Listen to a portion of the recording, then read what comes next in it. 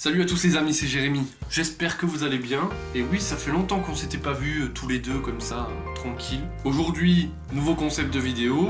J'ai appelé ça Manganime. Comme tu l'as bien sûr compris dans ces vidéos, on va parler d'animé. Et on va commencer avec l'anime de The Seven Deadly Sins. Ok, The Seven Deadly Sins, de son nom original, Nanatsu no Taisai, qui se traduit par les 7 péchés capitaux, est un manga de Nakaba Suzuki.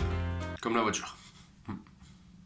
La série comporte 2 saisons, la saison 2 est en cours, elles sont disponibles sur Netflix et c'est de ça qu'on va causer. Bien, pour tout te dire, je n'ai jamais lu le manga, j'ai découvert ça sur Netflix il n'y a pas très longtemps, car oui, j'ai Netflix. Donc pour te la faire courte, en gros dans ce type de vidéo on va parler de l'histoire, des personnages, de l'animation, on va faire un comparatif avec le manga papier, savoir si c'est fidèle ou non, et bien sûr je vais te dire ce que j'en pense.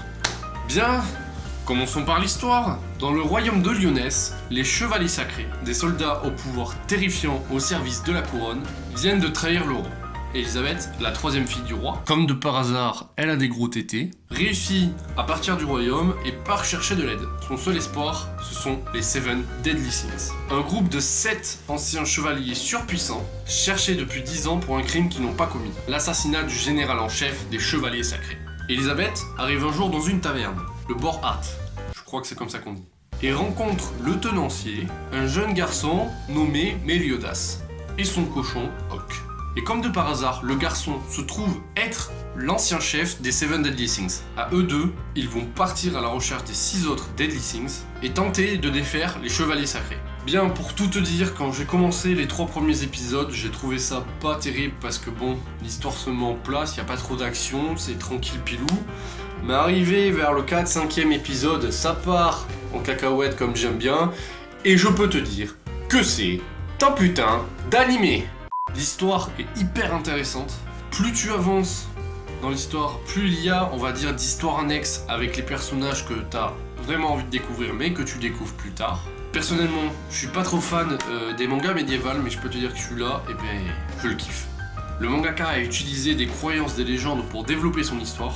Sans trop de spoil, par exemple, on a le royaume de Camelot avec Arthur. Le coup, comme je te l'ai dit précédemment, des 7 péchés capitaux qui est le nom du groupe de Meliodas. Et on a même droit à Merlin, mais dans une version un peu plus... comment te dire, féminin. Pour les personnages, pour te la faire grosso modo, Meliodas est un gros pervers surpuissant. Elisabeth est un personnage assez faible, mais qui a son importance dans l'histoire. Je te laisse découvrir, tu verras bien.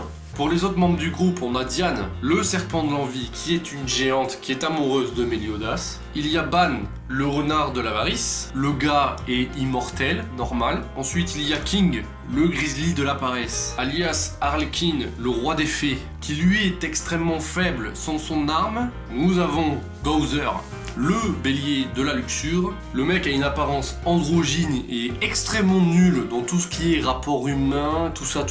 Comme je te l'ai dit tout à l'heure, on a droit à Merlin, le sanglier de la gourmandise, qui elle est une sorcière extrêmement puissante et qui aime bien tout ce qui est décolleté d'ici jusqu'à là. Et enfin on a Escanor, le lion de l'orgueil. Lui, il n'apparaît pas dans l'animé. Tout ce qu'on sait par rapport à ce personnage, c'est qu'il est probablement mort. Personnellement, j'ai une petite préférence pour King. Ne me demande pas pourquoi, je ne sais pas. Je kiffe ce personnage, son arme est totalement stylée, sa façon de la manier, les transformations de son arme, mais j'en dis pas plus, je ne veux pas vous spoil. Je pense que ça peut être un de mes personnages préférés par la suite, avec Meliodas et Ban, même si tous les Seven Deadly Sins sont extrêmement stylés. Je ne suis pas un expert dans tout ce qui est animation, mais personnellement, de mon point de vue personnel, elle est très bien faite. Les combats sont hyper dynamiques, t'as l'impression de les vivre avec eux. Comme je te l'ai dit au début de la vidéo, je n'ai jamais lu le manga. Mais d'après mes recherches sur internet, l'anime est fidèle au manga. Voilà, donc pour conclure, si tu n'as pas vu l'animé, vas-y fonce parce que franchement, c'est une putain de tuerie. Il est fort probable que dans les prochaines lectures manga, vous voyez les tomes de Seven Deadly Sins apparaître, car ça m'a vachement donné envie de lire le manga. La vidéo est terminée, merci de l'avoir regardée. Si t'as kiffé comme d'habitude, pouce bleu. N'hésite pas à réagir dans les commentaires, me dire si tu as vu l'anime, ce que t'en as pensé, et si tu lis le manga, si vraiment c'est un putain de manga. N'hésite pas à nous rejoindre sur Facebook. Nous avons ouvert un Twitter très récemment, donc n'hésite pas à nous rejoindre sur Twitter aussi. Très bientôt, on va essayer de tweeter un peu tous les jours pour avoir cette espèce de truc entre nous parce que je vous aime bien.